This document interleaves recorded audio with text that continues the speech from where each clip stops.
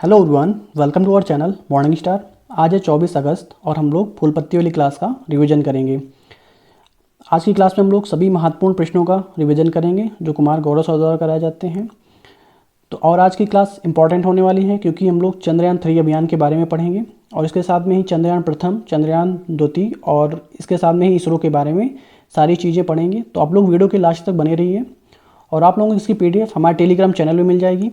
Telegram का link आप लोगों को वीडियो के डिस्क्रिप्शन में मिल जाएगा, तो वहाँ से आप लोग टेलीग्राम चैनल ज्वाइन कर सकते हैं और PDF डाउनलोड कर सकते हैं।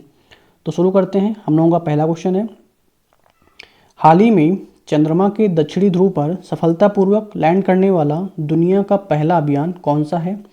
तो दक्षिणी ध्रुव पर सफलतापूर्वक लैंडिंग करने वाला जो अभियान है वो है चंद्रयान 3 अभियान, जिसने दक्षिणी ध्रुव पर सफलतापूर्वक लैंडिंग की है। तो याद रखेंगे चंद्रयान 3 जो है 14 जुलाई को लॉन्च किया जाता है, 2:35 PM पे इसे लॉन्च किया जाता है और इसकी जो चंद्रयान 3 की लागत आती है वो 615 करोड़ रुपए। इसको बनाने में और लॉन्च करने में इसकी लागत कितनी आती है? तो 615 करोड़ रुपए इसकी लागत आती है। इसे जो है किस रॉकेट के द्वारा लॉन्च किया जाता है? तो LVM-3M4 के द्वारा इसे लॉन्च किया जाता है। इसका अन्य नाम बाहुबली है। चंद्रयान 3 का वजन कितना है? तो 3900 किलोग्राम इसका वजन होता है और इसका लैंडर का नाम क्या है? तो विक्रम इसके लैंडर का नाम है और रोवर का नाम क्या है? तो प्रज्ञान इसके रोवर का नाम है। इसका जो ऑर्बिटर है वो चंद्रयान जो 2 में से उपयोग किया गया था, तो वही ऑर्बिटर इसमें भी उपयोग किया गया है। तो याद रखेंगे दक्षिणी ध्रुव पर लैंडिंग जो है कब की करेगा? तो ये जो है 23 अगस्त को शाम 6:04 पे दक्षिणी ध्रुव पे लैंडिंग की है। तो याद रखेंगे चंद्रमा पर लैंडिंग करने वाले देश और कौन से हैं? तो अन्य देश हैं जो जिन्होंने पहले ही चंद्रमा पे लैंडिंग कर चुके हैं। तो अमेरिका, रूस, चीन और अब इसमें जो है भारत भी शामिल हो गया है। तो जो पहले से ही सफलतापूर्वक लैंडिंग कर चुके हैं वो है अमेरिका, रूस और चीन। अब उसमें जो है भारत शामिल हुआ है, तो भारत जो है चौथे नंबर पे है। अगर दक्षिणी ध्रुव की बात की जाए तो दक्षिणी ध्रुव पर लैंडिंग करने वाला दुनिया का पहला देश कौन सा बना है? तो वो भारत हो गया है। आगे देखते हैं हम लोग चंद्रयान फर्स्ट के बारे में। तो ये कब लॉन्च होता है? तो 22 अक्टूबर 2008 को इसे लॉन्च किया जाता है और इसके रॉकेट जिस रॉकेट से इसे लॉन्च किया जाता है उसका नाम है PSLV-C11 के द्वारा इसे लॉन्च किया जाता है। यह केवल आर्बिटर मिशन था जो चांद की कक्षा में चक्कर लगाएगा और इसका उद्देश्य था जल की उपलब्धता के बारे में जानकारी देना, इसका उद्देश्य था। तो याद रखेंगे चंद्रयान सेकेंड के बारे में देखते हैं। किस व्हीकल के द्वारा कब लॉन्च किया जाता है? तो 22 जुलाई 2019 को इसे लॉन्च किया जाता है। रॉकेट का नाम क्या है? तो GSLV Mk3M1 के द्वारा इसे लॉन्च किया जाता है। इसका वजन कितना है? तो 3850 किलोग्राम चंद्रयान सेकेंड का वजन है। इसमें आर्बिटर, लैंडर और रोवर जो है इसमें शामिल थे। तो इसमें जो 3 चीज़ें थी, आर्बिटर, लैंडर और रोवर। इसका उद्देश्य था दक्षिणी ध्रुव पर सॉफ्ट लैंडिंग करने का मतलब प्रयास किया इसने। तो इसका उद्देश्य था कि दक्षिण ध्रुव पर मतलब सफलतापूर्वक लैंडिंग करना इसका उद्देश्य था। लेकिन क्या हुआ, लैंडिंग के 2 किलोमीटर पहले ही ये क्रैश हो गया क्योंकि जो है इसको स्पीड को नियंत्रित नहीं कर पाए, उससे जो है ये जो है क्रैश हो गया। तो जो वर्तमान में चंद्रयान 3 जो भेजा गया है उसके लिए जो है जो उसके स्पीड के सॉफ्टवेयर हैं उसे अपडेट किया गया और जो है उसके द्वारा जो है सफलतापूर्वक लैंडिंग कराई गई।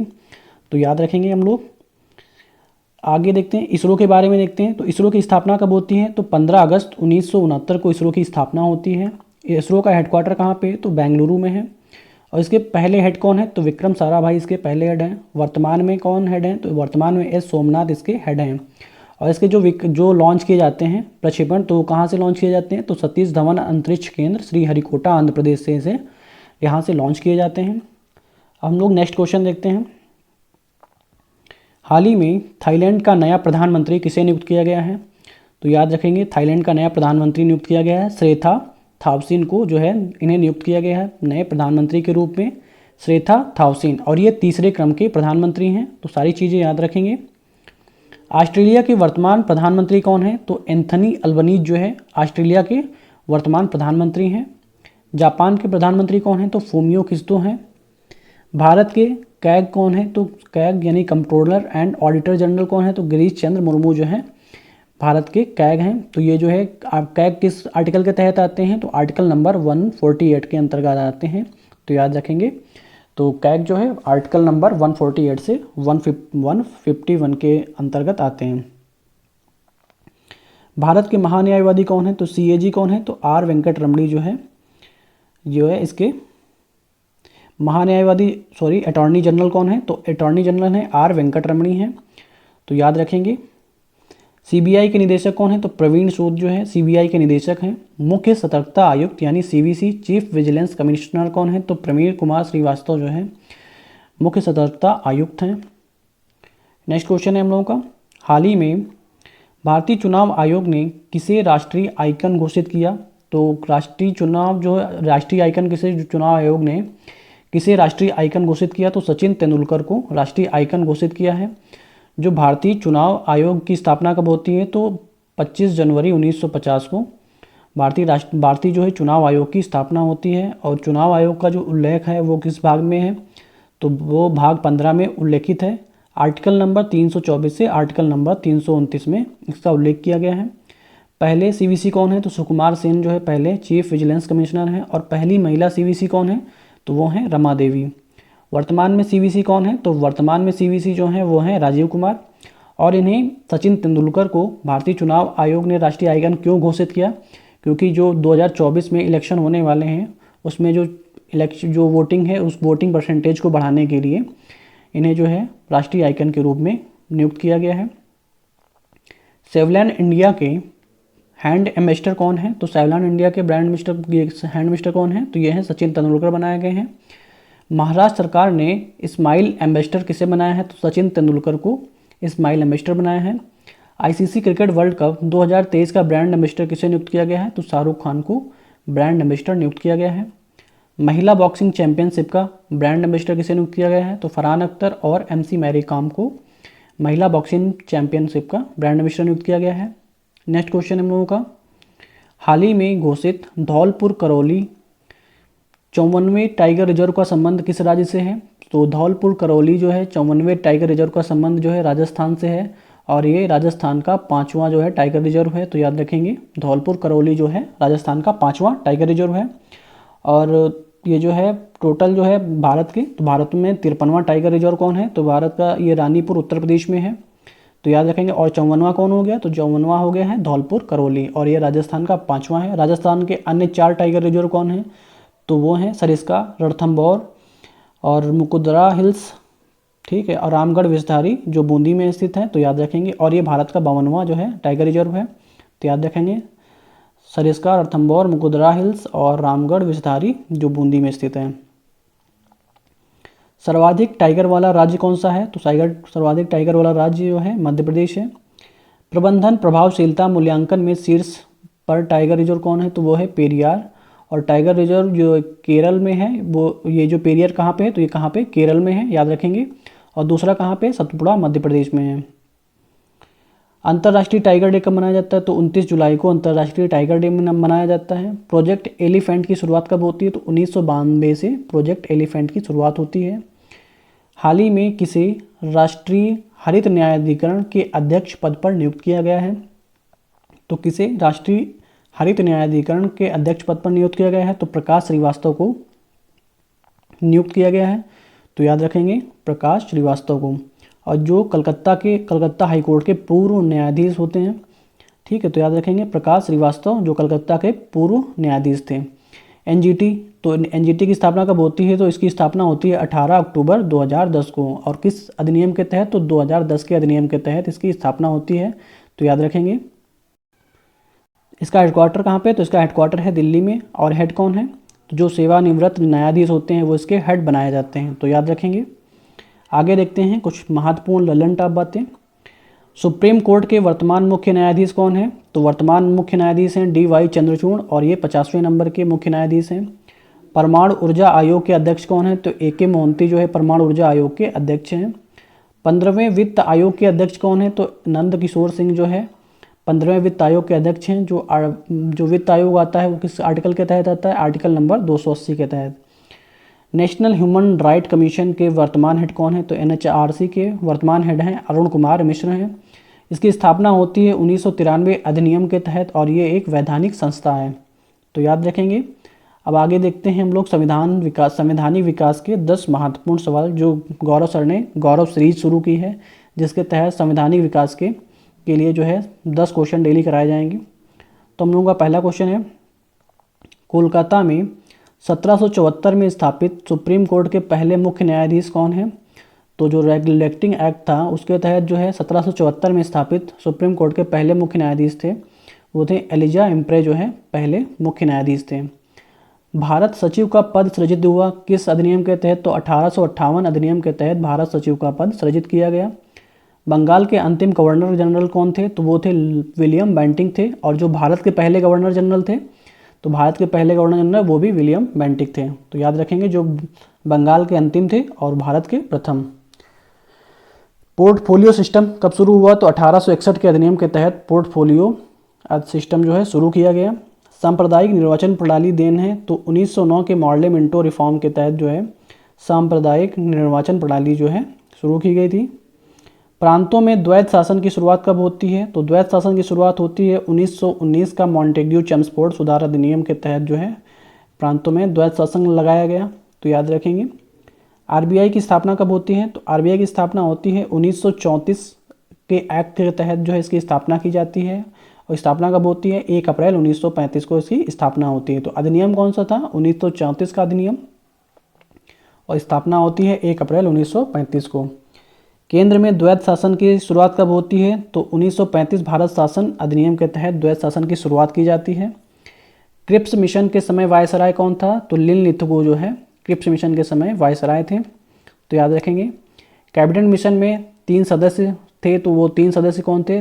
पैथिक लॉरेंस थे, स्टेफोर्ड क्रिप्स थे और एवी अलेक्जेंडर थे। तो याद रखेंगे, पैथिक लॉरेंस, स्टेफोर्ड क्रिप्स और एवी जो है अलेक्जेंडर जो है इसके कैबिनेट मिशन में 3 सदस्य थे। तो याद रखेंगे। अभी हम लोग प्रीवियस डे का रिवीजन करेंगे, तो आप लोग वीडियो के लास्ट तक बने रहिए। हाल ही में 15वां ब्रिक्स शिखर सम्मेलन 2023 किसकी मेज़बानी में प्रारंभ हुआ? तो ये दक्षिण अफ्रीका की मेज़बानी में प्रारंभ हुआ, जो दक्षिण अफ्रीका के जोहान्सबर्ग में शुरू हुआ है। तो जो ब्रिक्स सम्मेलन है 2022 में किसने होस्ट किया है? तो इसे चाइना ने होस्ट किया था। 2024 में किसने होस्ट किया? तो 2024 में से ब्राज़ील होस्ट करेगा।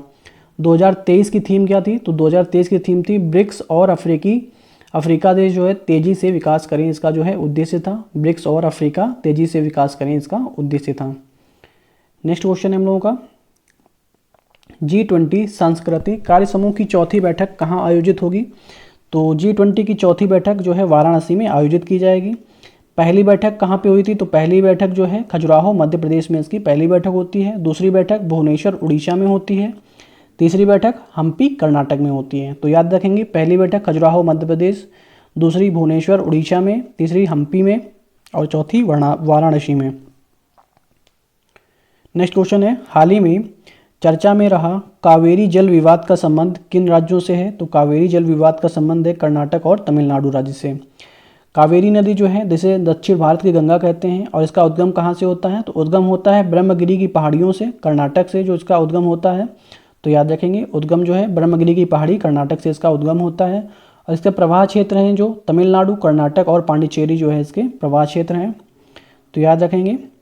नेक्स्ट क्वेश्चन है हम लोगों का, 5वें राष्ट्रीय ई गवर्नेंस सेवा वितरण आकलन के अनुसार अधिकतम ई सेवाएं प्रदान करने वाला राज्य कौन सा है? तो 5वें राष्ट्रीय ई गवर्नेंस सेवा वितरण का आकलन जो है, इसकी जो ई सेवाएं प्रदान करने वाला जो राज्य बना है वो है मध्य प्रदेश। और मध्य प्रदेश के सीएम कौन है? तो शिवराज सिंह चौहान जो है मध्य प्रदेश के सीएम हैं। तो याद रखेंगे। हाल ही में डिजी यात्रा सुविधा पाने वाला पूर्वोत्तर का पहला हवाई अड्डा कौन सा है? तो डिजी यात्रा सुविधा पाने वाला पूर्वोत्तर का पहला हवाई अड्डा वो बना है गुवाहाटी, जो असम में स्थित है। और इसका जो है गोपीनाथ बारदोलाई एयरपोर्ट इसका नाम है। तो याद रखेंगे। नागरिक विमानन मंत्रालय द्वारा जो इसके मंत्री हैं ज्योतिरादित्य सिंधिया जो है नागरिक विमानन उड्डयन मंत्रालय के मंत्री हैं। तो याद रखेंगे। और जिन्होंने शुरू किया है, तो याद रखेंगे, ये जो उड्डयन मंत्रालय है उसके द्वारा शुरू किया गया। उसका एयरपोर्ट का नाम याद रखेंगे, तो गोपीनाथ बारदोलाई एयरपोर्ट इसका नाम है। दक्षिण पूर्व एशिया का सबसे बड़ा विलवणीकरण संयंत्र कहाँ स्थापित किया जाएगा? तो सबसे बड़ा विलवणीकृत संयंत्र जो है तमिलनाडु में स्थापित किया जाएगा। और किसके सहयोग से इसे स्थापित किया जाएगा? तो जीका जो कंपनी है जापान की, उसके द्वारा इसे स्थापित किया जाएगा। इसकी क्षमता कितनी है? तो 400 मिलियन लीटर प्रतिदिन जो है इसका विलवणीकरण किया जाएगा। तो इसकी क्षमता कितनी है? 400 मिलियन लीटर प्रतिदिन। तो याद रखेंगे। सरस्वती सम्मान 2022 किसे प्रदान किया गया? तो शिवशंकरी सूर्यवंशम के लिए प्रदान किया गया है। सुंदरजा आम को जीआई टैग प्रदान किया गया है, तो रीवा मध्य प्रदेश को। वर्ल्ड हैप्पीनेस रिपोर्ट 2023 में भारत की स्थिति कौन से नंबर पे है? तो 126वें नंबर पे। नेक्स्ट क्वेश्चन है हम लोगों का, हाल ही में सिंगापुर मैथ ओलंपियाड में रजत पदक जीतने वाले राजा अनिरुद्ध श्रीराम का संबंध किस राज्य से है? तो राजा अनिरुद्ध श्रीराम का संबंध जो है आंध्र प्रदेश राज्य से है, जिसमें जो मैथ ओलंपियाड में 32 देशों में भाग लिया है। इसमें कक्षा 4 का छात्र जो है वो राजा अनिरुद्ध श्रीराम है।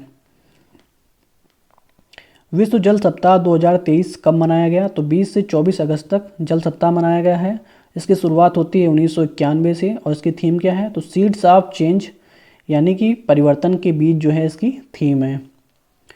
हाल ही में 10 दिवसीय थिरुओणम महोत्सव 2023 कहाँ प्रारंभ हुआ? तो ये केरल में प्रारंभ हुआ है 10 दिवसीय थिरुओणम महोत्सव।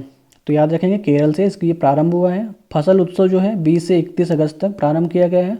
ये मलयालम महीने की शुरुआत में होता है, तो याद रखेंगे।